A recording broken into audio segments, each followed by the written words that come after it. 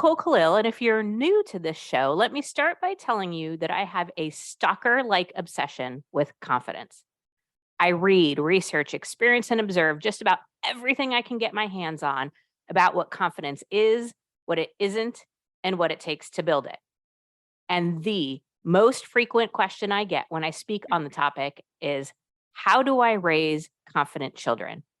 And I get it. As a mom, I understand the burning desire to give our children the best, the ache that exists to protect them and give them everything we can so they can lead good, joy-filled lives.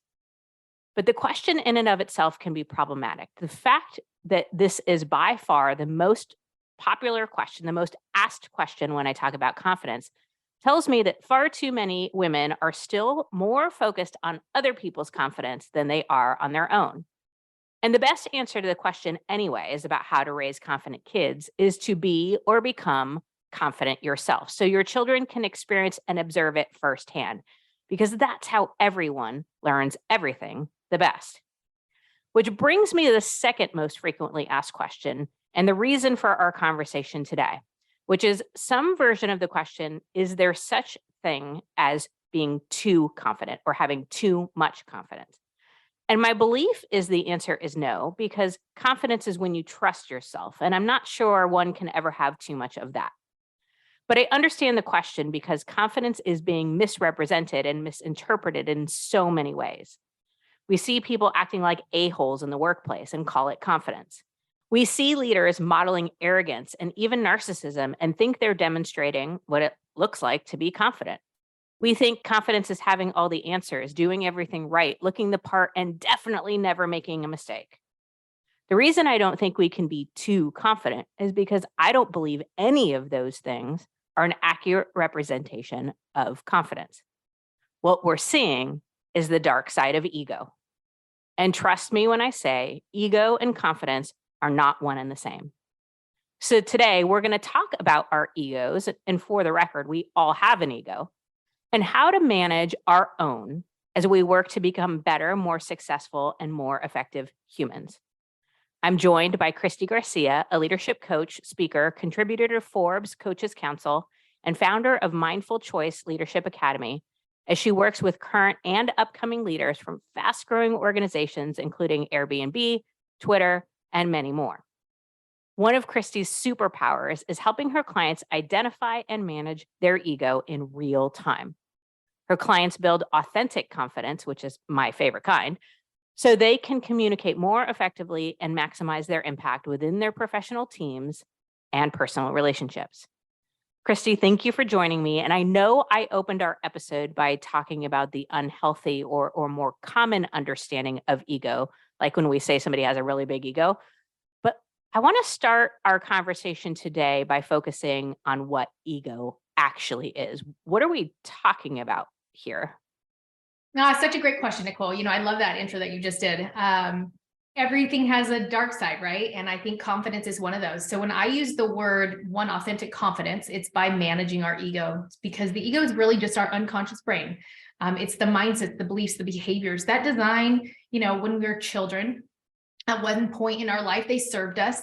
And then we start to become career women and we start to need to lead a team or be a good team player, or we're being a parent now or a spouse. And now all of a sudden, how we got here, that maverick energy, I have to win, I have to be the best, I have to get to the top, or I have to prove myself, that no longer serves the greater good, right? And so it starts to sabotage us. The tactics that got us to success are not the ones that are going to get us to the next chapter of success. And whether we're talking about parenting our kids and giving them confidence, or just being a really great leader within your organization, or within your own life, that confidence is so powerful. And it really does come back to just managing those unconscious habits, mindsets, and beliefs that we're not even aware of.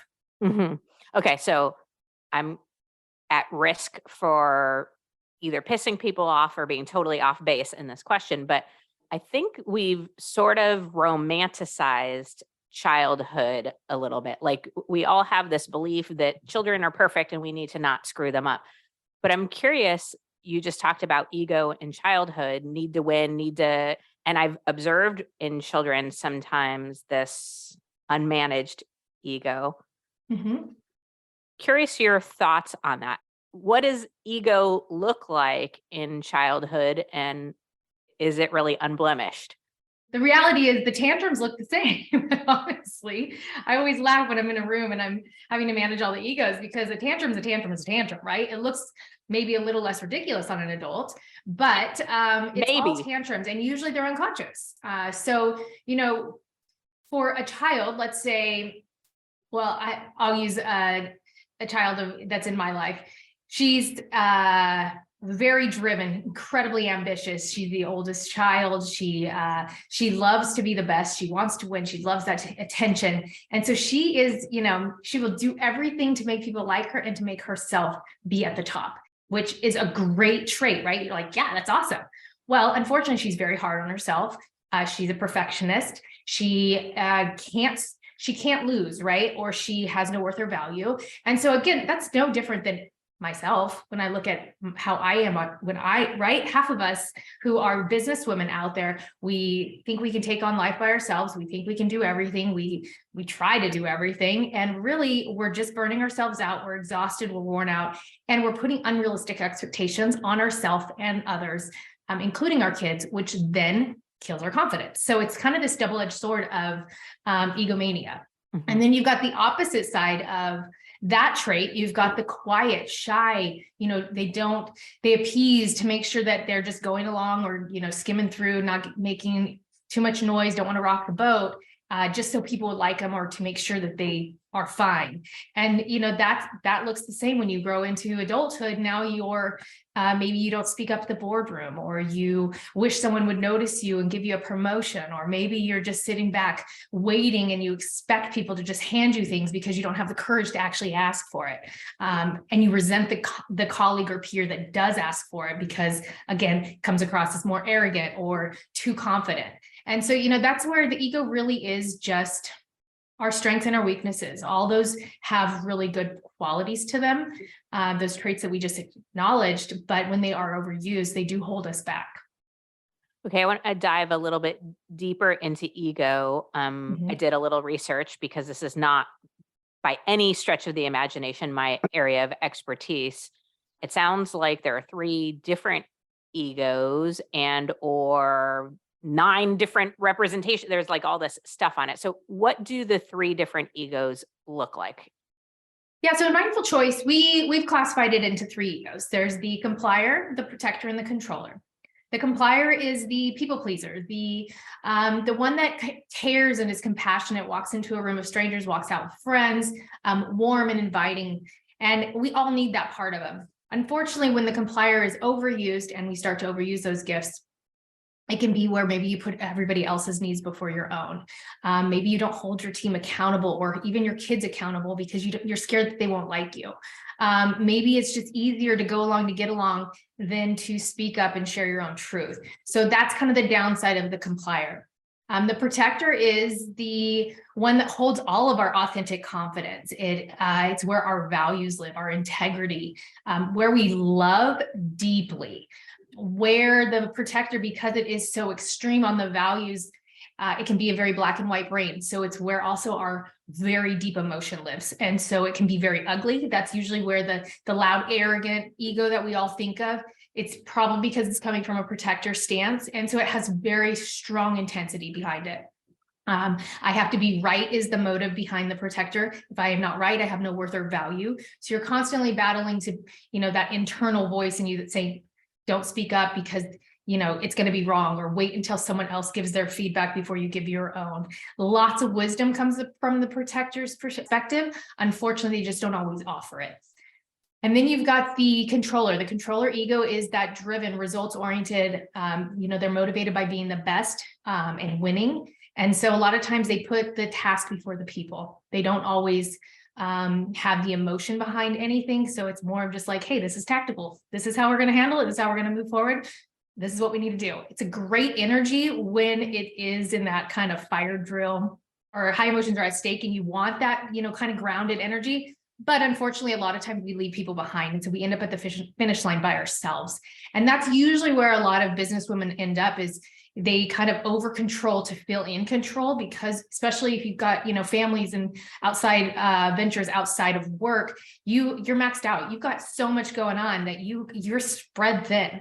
And so that controller over controls to feel under control. And it just kind of sabotages our good intentions. We usually become a little more intense, a little more direct, a little more controlling, lots of micromanaging when we don't need to. And so I think, again, that's an ego that usually sabotages a lot of women when they're in this business space. And are we born with one of these three? Are we socialized into it? Is it a combination of both? Most of the time we have some level of all three. The gift of our ego, when we're our best self, we're using all three about at 33%. We usually have 1 to 2 dominant egos that show up, again, designed through childhood circumstances, life. So, if you're, let's say, maybe you're the first child of siblings, and all of a sudden your whole life, for the first 2, 3, 4 years of your life, you were the center of attention. Everybody loved you. You couldn't do wrong. And then all of a sudden you got this little sibling. Well, usually, most likely that is going to trigger an ego that's probably in that complier arena, that now all of a sudden they're going to over love, over perform, over give in order to be liked, right? To still back the attention. And again, that's a very much of a guesstimate on what people actually do. But just for an example, let's say someone died that was close to you when you were a small child and you had a lot of trauma and something hurt you. You're probably going to be a protector because your heart got hurt at a young age. So it said, danger, danger. I'm going to protect myself and put up a wall. Maybe you got praised as a child for all the good things you didn't really get a lot of the hard work praise. It was mostly like, yeah, win, win, win. And so now you're just, controlling, and that's how you seek attention and love, is through the trophies. So it really kind of depends on life. Also, it can change, whether you're in your 20s, all of a sudden some life-changing circumstance happened, or you learned, hey, being a controller didn't quite serve me. So now I'm going to over comply in my career. So it kind of can work both ways. It really just depends on what's going on in your world. And it can bounce back and forth between all three on a regular basis, or with different people. Certain egos trigger our egos. So if we're dealing with a complier, it might push us more into a controller stance. If we're dealing with a controller, it might push us into a complier. And so really self-awareness is the key to figuring out, which ego you are, and knowing the egos around you as well is really important. Okay. What, if any, role does gender play? Do we notice that, for example, people who identify as women tend to be more complier protectors? Does gender play any role in this? I do not find that is the case at all. No, I think it's very much based on humans and how, again, your life circumstances have developed you to say, hey, this is safe, this isn't safe, this is what I need to do to get ahead, this isn't what I need to do to stay, where I'm at or whatever. So I have just as many complying, men clients as I do controlling women clients. I'm a controller protector, so I'm very much on the black and white tactical side of things. And I have to really try hard and bring that empathy and that emotion to the table. So yeah, I don't find that there are any gender biases for the ego. The ego is the ego, the ego. It's in our brain. Yeah. Okay. So then you mentioned understanding the egos of the people around us can be helpful. I guess, how does ego play a role in let's start with personal relationships? Mm-hmm. Oh man. I mean, the ego is so loud and apparent in our personal life, for the good and the bad, right? When you think about your family, they get all the best qualities and all the worst qualities. I mean, most people never get to see that ugliest side of us, except for the people that we put into our super inner circle. So I think the personal side is really just being aware of what are your trigger points. What is that emotional response that you're not even aware of? When you're grumpy, when you're not feeling good, how do you respond? Are you one that avoids? Are you one that, just kind of barks and yells? Are you one that dictates and controls your family in order to feel in control? Or are you one that just goes along to get along, and you do it yourself because that's comfortable too? I think the big thing about egos is not making it wrong. It's just being aware of it, because the reality is if you're aware of it, you may possibly make different choices, right? You can be more intentional with how you want to show up. When we're unaware of it, we aren't even aware we might be as grumpy as we are. We might not be aware that we're being as passive, or as compliant. And so when we can stop and say, hey, am I happy right now? What's going on? The word fine, if you're saying that you're fine, I guarantee your ego's running your show and you're not fine. There is something going on and you need to be addressing it. And so just little cues like that, I think, are easy ways to really identify the ego and how it shows up in your partnerships and your parenting. And even just in your personal life to self-care. Do you feel like you have the worth and the value to put you before your kids or your husband or your partner? Do you have the self-worth to be able to stop and say, hey, you know what? I'm grumpy today and I'm really sorry about it. And just take ownership of that. So I think a lot of it is just, recognizing where you're at, taking ownership and not making yourself bad, not judging yourself for it. I think we're so hard on ourselves as women. We either have to have it all together or we just let it all go. And the reality is you can have both, right? You can have it together and still have a day where you just let it all go. And it's not a big deal and it'll all be there tomorrow. Okay, so two thoughts popped into my head. There's a quote about feelings that I really like that I'm going to tweak for ego. And it goes something like, it's okay to have your ego, but your ego shouldn't have you. And sort of this, what I'm hearing you say is acknowledging not making it bad or wrong and understanding there is a healthy side to our ego, but then also the appreciation that we can manage, communicate, influence, impact. Said in other words, our ego doesn't need to be in the driver's seat like a 3-year-old throwing a tantrum type deal. Correct. Yes. Okay. I always say, if you don't control your mind, someone or something else will. And really it's that ego, the ego will, right? It'll be triggered by something and then it'll control your next action or your next behavior or your next thought. And usually it's not serving us. Yeah. Another thought, when you said the word fine, I read a lot of Louise Penny books. She's kind of murder mystery, but in there is a character who says that fine stands for fucked up, insecure, neurotic, and egotistical. So every time you say fine, you're being those things. And I just thought it's so true because especially as women, like, are you okay? I'm fine. It's like the most opposite of what we actually are in the moment we say it, right? Okay, so let's talk about. Well, actually, can I elaborate on that? Because I think that's a really good point. I think if anybody is conscious in that moment when they say the word fine, what I love about the ego is everybody knows your worst self, and it's usually us that aren't aware of it, right? And so when you say the word fine, everybody else knows you're not fine. You're putting off energy that says, no, I'm pissed off. No, I'm not okay. No, this is really not what I want to do, but I'm going to do it because you want to do it, right? Everybody knows that you're unhappy. So the only one that's not owning their unhappiness is the individual, right? And I think that goes back to that authentic confidence that we started the show with. Like, if you're just going to tell people you're fine, there's nothing confident in that decision. There's nothing conscious in that communication. So there's no possible way you can convince your child that you're a confident adult in that moment.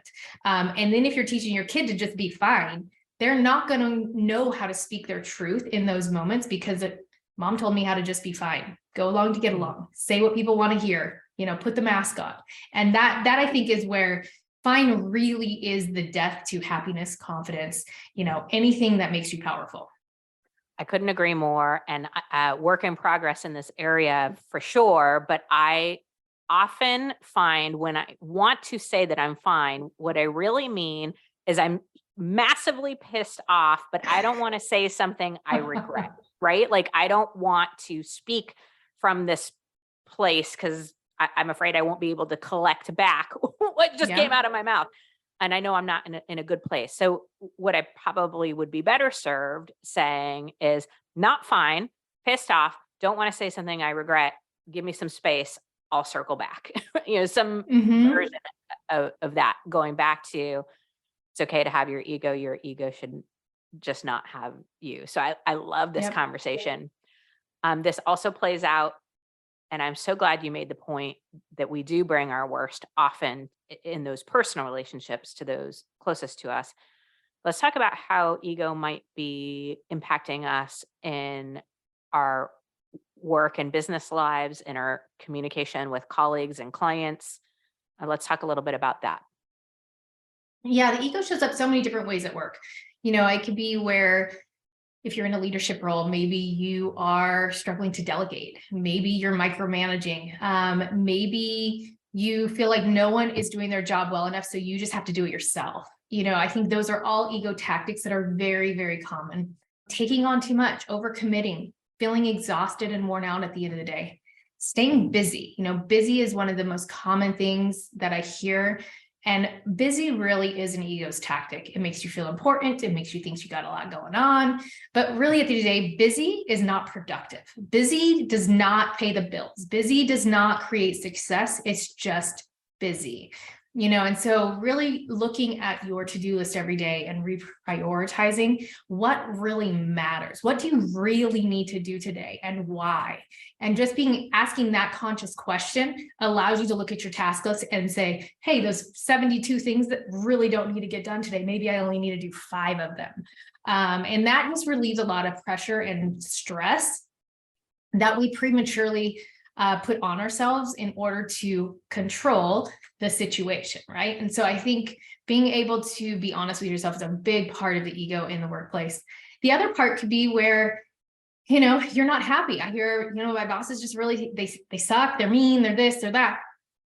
The ego loves to blame, accuse, and judge people, right? And so if you are saying, I'm unhappy because of my boss, I'm unhappy because of my colleagues, I'm unhappy because I this or that, your ego's got you paralyzed in your career. And unfortunately, that means you're probably not speaking up. You're probably not asking for what you need. You're probably not feeling confident in what you're doing. There's some form of insecurity that is pushing you to play small and make someone else your problem. And I think that's a big part of how the ego shows up in today's world as well. Especially as women, we can pretty much do whatever we want in the world today if we have the confidence to do it and we have the courage to speak up and ask for it. And I think the ego is the thing that holds us back from that. It's not always the men in the room or the policies. It's a lot of times just our headspace and our mindset around it. I actually agree that a lot of times it's ourselves or our lack of confidence that is holding us back. Now, I respectfully disagree a little bit that I think the environments in the history and the people we interact with play a part. I mean, personally, I learned just about everything it is to be professional, successful, and I put in air quotes, confident from the masculine perspective.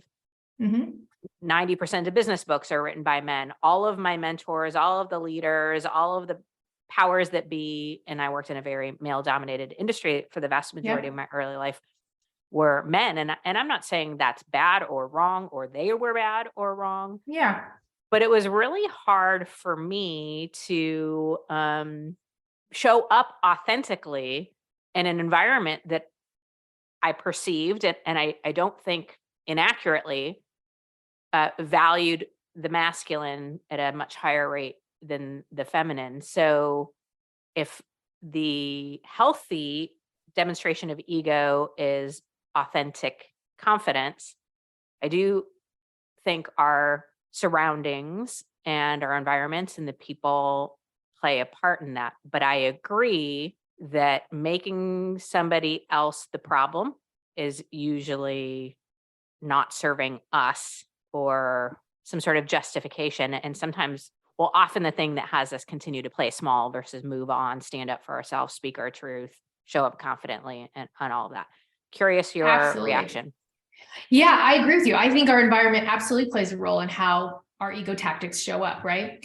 And I will say, I have just as much men that show up with the exact list of words that you just used, right? Not as confident, feeling like somebody else is dictating your happiness, all that stuff, like everything. And again, I think that goes back to, are you using your complier ego or your controller ego? Is your protector ego showing up? Not saying our environment does not impact our world. Absolutely not true at all, right? Our environment absolutely impacts us. It absolutely triggers our ego. One ego triggers another one. I think what you describe is a world that is struggling. Even men are struggling to bring their feminine leadership to the table. So I don't think it's necessarily based again on gender. I think we're in a leadership transformation that really has nothing to do with men or women. I think it's just the evolution of leadership in general within our world. And what we're asking for is a more balanced leader.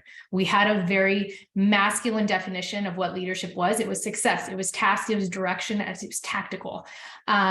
And we've decided that's not good enough. We want some of the human components back in our leadership, which is more of that feminine energy, more empathy, more caring, more balance. So, I struggle to, again, put it just on the responsibility of the situation. I think each individual, whether you're male or female, if you're falling more into that complier energy, that's just, playing small because you don't feel confident to step up, because of the surrounding, because it is intense. Sometimes that masculine energy is very intense, very aggressive, very direct, and it feels like that's the only option is to play small.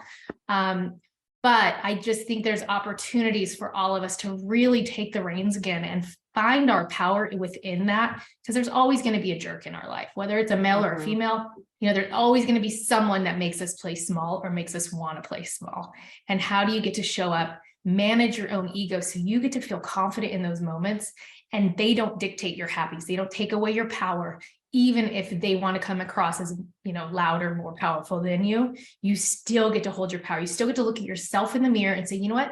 My best self showed up. I didn't have to react to them. I didn't have to be as aggressive or as passive or whatever. You just get to be you. And that is real authentic confidence, knowing that you showed up to your fullest, no matter what the situation was. Yep, I agree with that completely. I think nobody gives us confidence and nobody can take it away. It's ours to hold on to. And I also believe that there are differences in socialization. And I mean, the statistics show that women are entering the workforce with less confidence than their male counterparts. I couldn't agree more that we are in a leadership transition, how we define leadership.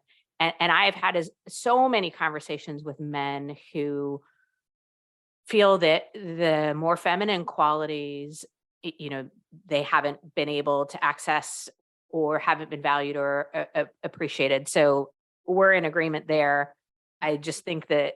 And I think women struggle with the feminine side of leadership as well. I don't know if it's necessarily because of our careers. I think sometimes it's just, we live in a very kind of dog eat dog world, right? And women are hard on each other. So from, childhood, we're taught to have it together, look good, have your cake and eat it too. I mean, you've got to have it strong and willed. And I think we just don't always allow ourselves to have the feelings and the emotion.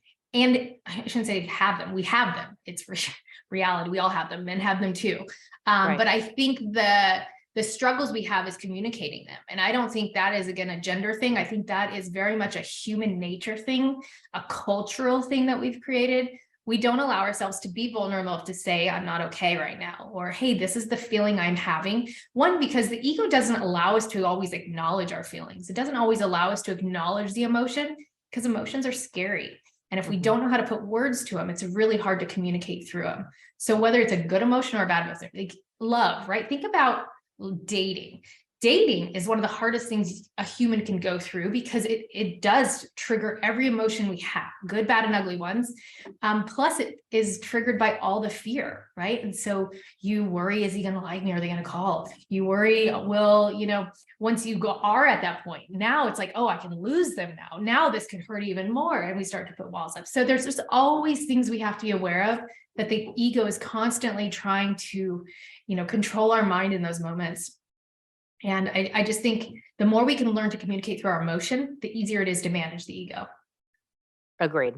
And we have to practice that, because unfortunately, I think it's getting so much better, but a lot of times we haven't been taught the tools to communicate our emotions, or we've been taught that certain emotions are bad or certain emotions are good, and navigating through all that can be really challenging. So I guess my final question is around any tips or even tactics that you share with people that can help us manage our egos, or maybe more specifically, the unhealthy side of ego when it inevitably flares up, which I'm sure it will for all of us. Yes, it does for all of us throughout the day. 99.9% of the time, we're unconsciously going through the motions, which means the ego's probably making your decisions. The easiest ones, obviously, self-awareness and ownership. Those are the two things that you have to have in order to manage your ego. And I'm not talking like self-awareness. Yeah, I know I could be a jerk sometimes. I'm talking deep level of self-awareness. Okay, so when you're a jerk, what does it look like? What's it feel like? Why do you do it? What's the mindset and motivator behind it? And then taking ownership when something's going wrong, when a communication or a conversation goes south, when something doesn't feel good, stopping and asking yourself, what's my part? The first reaction is to blame someone, accuse someone, judge someone. So asking, what's my part? What part did I take? Whether it's 1%, 45%, or 97% of the situation, what was your part? And from there, you could start to talk about your emotions, how it made you feel, why you did what you did, without having to accuse someone else, which is a natural ego's tactic, which then makes the other ego show up, and now you have confrontation.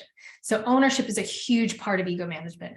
From there, it's just consciously waking up. One of the tools that I have for your group today is how to be 1% better as a spouse, a friend, a leader, a boss, an employee, whatever your roles are. Identify one simple thing a day. Most people will say, especially ambitious people, they'll ask, why just 1%?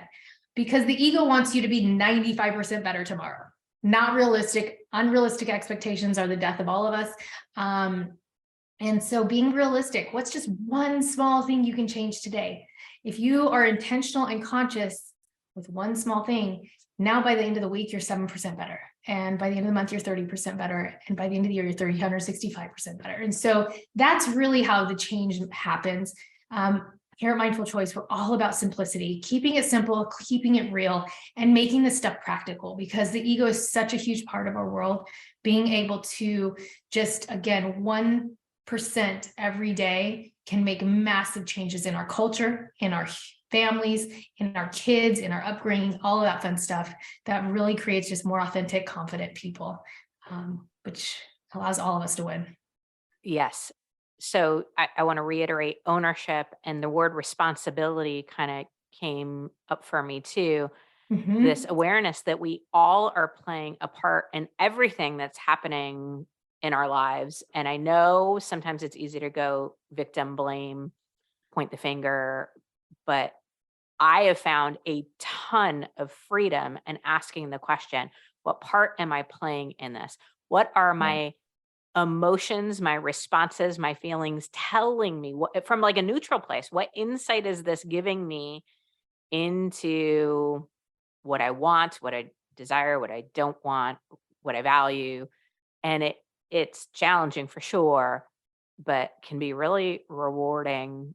And at the end of the day, my favorite part of it is it keeps that confidence in our own hands. We're not looking for somebody to give it to us. We're not looking for somebody to validate it for us. We're not blaming somebody for taking it away. It's only ever ours. And I just think that that's so powerful. Christie, thank you for your time and for your wisdom. I want to make sure our listeners have a chance to find and follow you. You mentioned a free resource. If you go to mindfulchoiceacademy.com/woman's work, you will find the resource that Christie mentioned. We'll put this in show notes as well. And you can also find her on LinkedIn at Mindful Choice Leadership Academy. And we'll put all sorts of other ways to connect with Christie in show notes. Thank you so much for having this conversation about ego. I know I kicked us off with focusing on confidence, but this was something I was very curious about and happy that I learned so much in such a short period of time. So thank you. Thank you, Nicole, for having me. It's really a pleasure visiting with you. Okay, I'm going to close this out by sharing a few of my big takeaways from our conversation today.